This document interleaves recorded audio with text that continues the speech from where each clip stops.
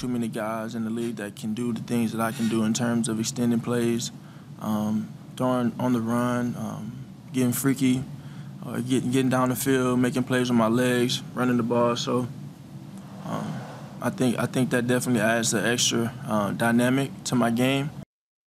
First of all, shout out to the Permian Friday Night Lights. I was like, yes, I loved that jersey. And of course, little Missy Misdemeanor Elliott, got to get your freak on right there as we welcome you now to Birds Huddle, powered by PointsBet, alongside Barrett Brooks. I'm Amy Fadool. Much more on Jalen Hurts in a moment. We've got some news to start with today. JJ Arcega-Whiteside traded to the Seahawks for a defensive back, Ugo Amadi. Barrett, are you sad to see JJ? I am. I mean, who's going to hold the elevator for him there? That's a long way from Carolina, where he's from, all the way. But he used to being out there since Stanford.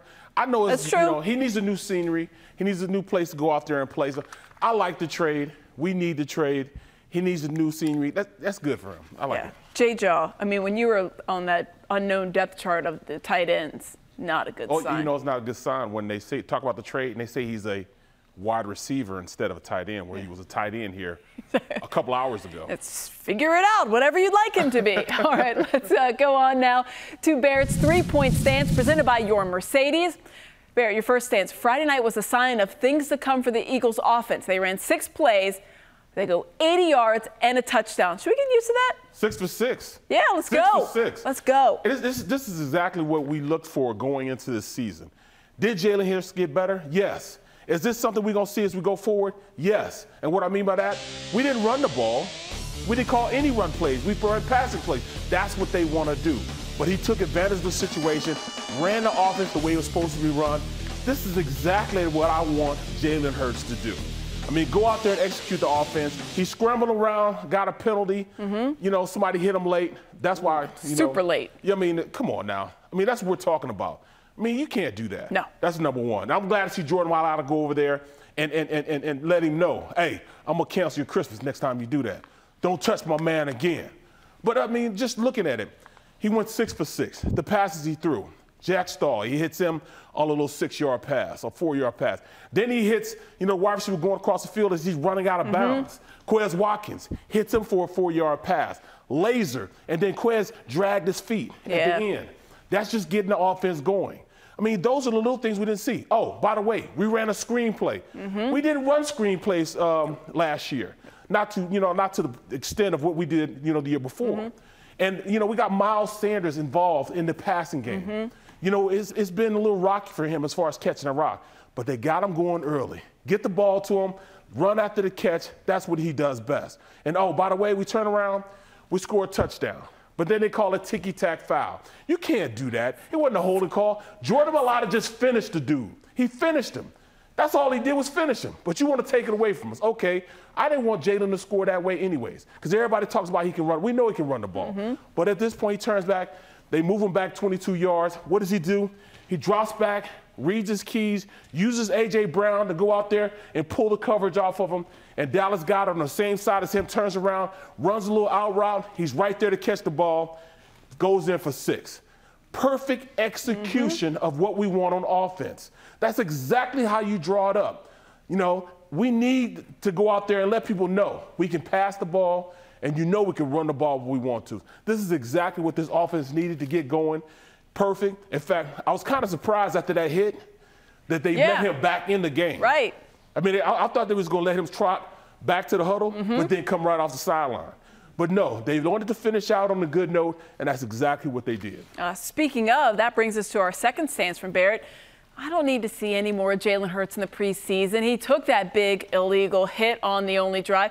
Wrap him up in bubble wrap, you say? No question. I mean, just let him alone. We know what you can do. At this point, to put him out there now would just, it wouldn't make sense to me. Yeah, you're flirting with danger. Exactly. Because number one, they don't think of him as a quarterback that you would think like a throwing quarterback. They don't picture him like that. They think of him as a running quarterback.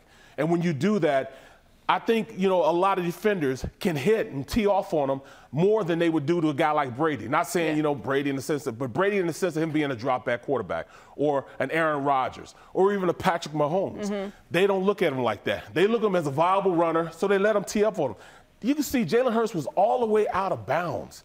two or three steps out of bounds, and the guy still came up and hit him. Ridiculous. See, it couldn't have been done like that back in the day, because when I played, I'd have took it for the team. I'm not even going to lie. Because, I mean, if it had been with Ray Rhodes, I'd have went up there and hit that linebacker. I'd have tried to cancel his Christmas too. And then turn around, boom. It'd have been over, but I bet you this. Ray Rhodes would have paid my fine. I was going to say. Bill Cowher would have paid my fine. They would have picked you up for that one. No question. You got to come your guys back. I mean, I love to see Jordan Mailata go over there, get in his face, let him know, you touched my quarterback again. But he said in that Australian accent. Of course. So it sounded probably friendlier. Still is threatening right there. Exactly. You know, but you need that type of, you need that. You know what I'm saying? You want to know that he's the leader of the team, and I got his back. And, you know, and I love to see, you know, Coach did it too. He was out there cussing up a storm. Yeah, oh yeah, Sirianni. I love that being fiery from a coach. He's got his players back. But in knowing that he got his back, we won't see Jalen Hurts anymore. I can almost guarantee that, especially since we have these joint practices the next 2 weeks. You know, he'll get plenty of live reps, not as far as hitting, but live reps as far as the speed of the game, getting used to guys flying around with different colored jerseys on. He'll get that for 2 weeks, 2 days in a row, and then going into the game, you won't see him. He'll go do this next thing down in Miami the same way. He'll go 2 days in a row, fast-paced, hard-hitting, physical football, and then he'll go and watch the game from the sideline just like I'm watching him on TV. That's right. We don't need to play anymore. We're all good. Don't mess my season up. We've seen it all. We've seen it all. Well, Jalen Hurts downplayed the hit he took from Quincy Williams. You heard him, Jordan Mailata. He had a few things to say afterwards. I saw red. I really did. I told them I wanted to dive in with my helmet and headbutt them. But then, like I said, I was like, I just came out of concussion protocol, so it wasn't a wise choice to leave with my helmet and then be put on protocol again. So I chose to be wise. He saw red, but he chose to be wise. He chose to be wise. Yeah, that's a good accent. I would have chosen to be wise. I'd have. It's good, though. He's a responsible fellow. They need him. The top turnbuckle. You know what? Yeah. Come over just like that. Yeah, come on. RKO'd him or something. Watch out. All right. Final stance from Barrett, the Eagles draft class. It's going to be special. Why? No question. It's going to be special because all those guys are contributing. You know, from Davis coming in the game and commanding a double team every single play. You have to be aware of what he is. We're going to double team. We're going to triple team. We're going to make sure he's not going to create havoc in our offense. And what does he do? That's exactly what he does. And then he has his guy, his running mate, his Georgia standby. Yeah. Dean comes in and cleans up. That's exactly what you want. From an offensive lineman standpoint, I'm telling you, Cam played masterful. You could tell he sees and has watched film on you know, Kelsey. Yeah. So I love that. So all three of them will potentially be starters this year and play a lot this year. But I love the fact that, you know, how he did it this draft period, he did a great job. He did a great job this draft.